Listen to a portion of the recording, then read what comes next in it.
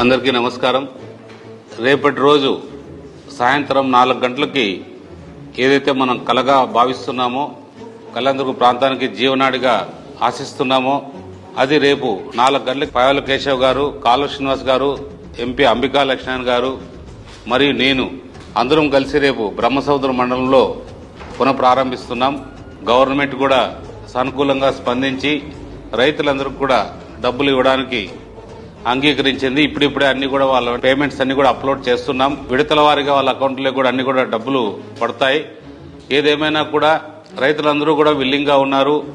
మాకు ఎటువంటి బస్సులో డబ్బులు వస్తాయి, మాకు నమ్మకం ఉంది ఈ ప్రభుత్వం పైన, దాని మీదనే అందరూ కూడా ఇమ్మీడియట్ గా ప్రారంభించమని చెప్పారు. ప్రారంభిస్తున్నాం. చాలా సంతోషకరం. మనం ఏదైతే నిజంగా ఇది ఎన్నికల హామీ అనుకోకుండా ఆ రోజు ఎందుకు హామీ ఇవ్వాల్సిన పరిస్థితి వచ్చిందంటే, నిజంగా ఈ ప్రాంతంలో చాలా మంది రైతులు 100కి 95% మంది రైతులు వ్యవసాయం మీద ఆధారపడ్డారు. అలాంటి వాళ్ళకి నీళ్లు ఇవ్వగలిగితే నిజంగా మనం ఎక్కడో చేసుకున్న జన్మలో చేసుకున్న పుణ్యంగా భావించి మనం ఈ రైతులను ఆదుకున్నట్టు ఉంటుంది. కాబట్టి అందులో భాగంగా అందరినీ అడుక్కోవడం, ముఖ్యమంత్రి గారిని నిజంగా చంద్రబాబు నాయుడు గారిని అడిగిన వెంటనే ఆయన నిజంగా స్పందించి మన ఆర్థిక మంత్రి గారికి చెప్పి దాన్ని ఇమ్మీడియట్ గా ప్రారంభించండి.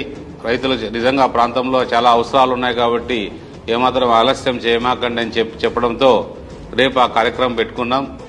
నిజంగా ఈ కార్యక్రమం సక్రమంగా అన్ని ఏ అడ్డంకులు లేకుండా జరిగితే మాత్రం ఖచ్చితంగా మనం అనుకున్న ప్రకారంగా 16 నెలల నుంచి 20 నెలల లోపు ఖచ్చితంగా మనం ప్రతి ప్రాంతానికి కూడా ప్రతి చెరువుకు కూడా నీళ్లు ఇచ్చే అవకాశాలు ఉన్నాయి. మీరందరూ కూడా అధికారులు 4 గంటలకల్లా బ్రహ్మసముద్రం మండలంకి అందరూ రాగలిగితే మన కళ నెరవేరుతుంది. కాబట్టి అందరం కూడా ఒక చెయ్యికి చెయ్యేసి ఆ ప్రోగ్రామ్ సక్సెస్ చేసి అన్ని రకాలకు కూడా ప్రజలకు ఉపయోగపడేది చేద్దామనేది నా ఆకాంక్ష.